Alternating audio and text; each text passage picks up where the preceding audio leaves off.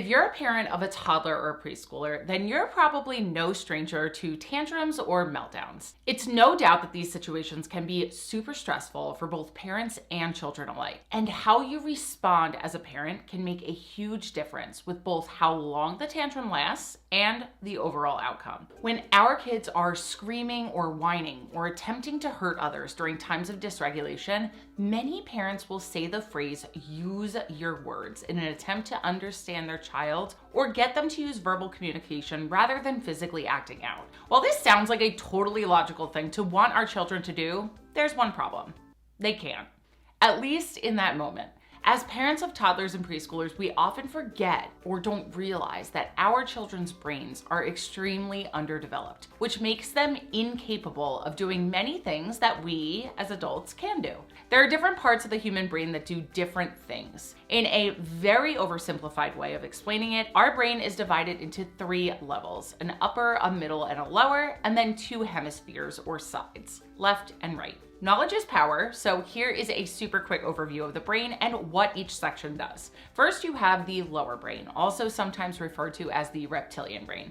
This is the part of the brain that's responsible for your body and all autonomic functions that come with it. So think breathing, heartbeat, and survival. Next, you have the middle part of the brain, which houses your limbic system. This is also referred to as the emotional brain and is in charge of, you guessed it, emotions and attachment. Finally, you have the prefrontal cortex, which is sometimes referred to as the thinking brain. This is the part that is responsible for things like emotional regulation, impulse control, reasoning, critical thinking, and tons of other higher order thinking skills known as executive function skills. A toddler or preschooler has very limited access to this part of their brain, and it doesn't even finish developing until around late 20s. Along with the different levels of the brain, you also have 2 hemispheres or sides, the left and the right. The left has to deal with processing language, organizing and categorizing, sequencing and repetition, and overall logic, while the right part of the brain deals more with emotion, creativity, and nonverbal cues. Up until around 3 years of age, your child is mainly living in their right brain, which is also referred to the emotional brain. In the book, The Whole Brain Child, Doctors Daniel Siegel and Tina Payne Bryson discuss how we can integrate the different parts of our brain or help them work together, which happens over time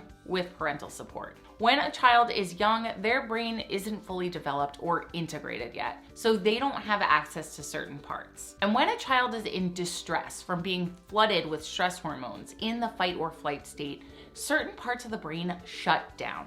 So even if a child does have limited development in a certain area, they aren't able to access it when they're in this state. So basically put, they aren't able to connect their words to their emotions, especially when they're experiencing feelings of dysregulation. And this goes for adults too. Think about when you're super stressed or flustered about something, like you're running late and you can't find your keys. You feel like you can't even think because your brain feels as if you are in danger, so it shuts down that part that's able to think clearly and logically in an attempt to help you prepare to respond to danger, even though you're not really in danger. That lower reptilian brain, it doesn't know that. So when we say something like, use your words to our toddlers or preschoolers, we're assuming a few things. 1, that they are choosing not to. 2, that they have the ability to pause and make a plan. And 3, that they are totally in control. Spoiler alert, none of these are true, especially in a state of distress. Their thinking brain is completely offline when they are in a dysregulated state, and they don't have the ability to connect the right and the left brain together efficiently yet, which leaves them unable to put words to how they're feeling. So saying use your words to your young child is putting unrealistic expectations on their behavior and can actually cause them more distress and frustration, essentially throwing gasoline on the fire. So what do we want to do instead? Great question. Here are 4 simple steps. As parents, we want to support our children to be able to eventually access the language part of the brain when they're experiencing big emotions. So we want to teach them how to do it. Now, this doesn't happen overnight, but your repeated support during these hard moments is what will help them develop these skills over time. So the first step is to support your child through their big feelings by remaining calm yourself and waiting until they are calm before trying to teach anything.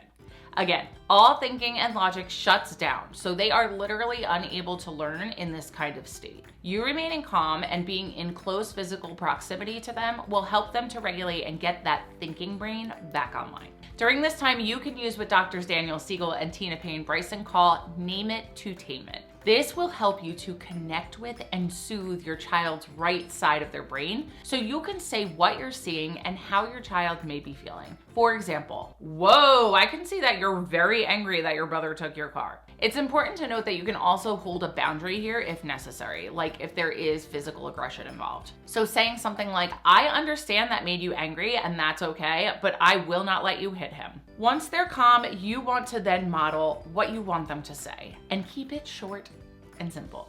So in this example, I would say for my son, I was playing with that car. It's still my turn, but you can have it when I'm done. Or, I don't like it when you take my things. You also want to model the act of pausing and problem solving so that your child could see what this would look like. So here I would do a dramatic pause and take a deep breath and model some internal dialogue. I might even act this out with my child who was having the meltdown because this is a fun, playful way to do it and it will help them understand the whole process better. So I would have my son pretend to take my toy and then I'd say something like, ugh, that makes me so mad when he takes my toy. I don't like when you take my toys when I'm playing with them. Please give it back and I'll let you have it when I'm done. Ugh. He's not giving it back. I need to go get help from my mom. Will this play out perfectly the first time you try it? No, and I'm not pretending that it will. But staying consistent will help your child be able to problem solve for themselves and be able to connect words to their big feelings and in time, use their words. So let's review the steps. Remain calm yourself, support them and validate how they're feeling, hold a boundary if necessary. Then, once they're calm, model what to say, model pausing, and model problem solving. And if you can, role play this out with your child. Then repeat.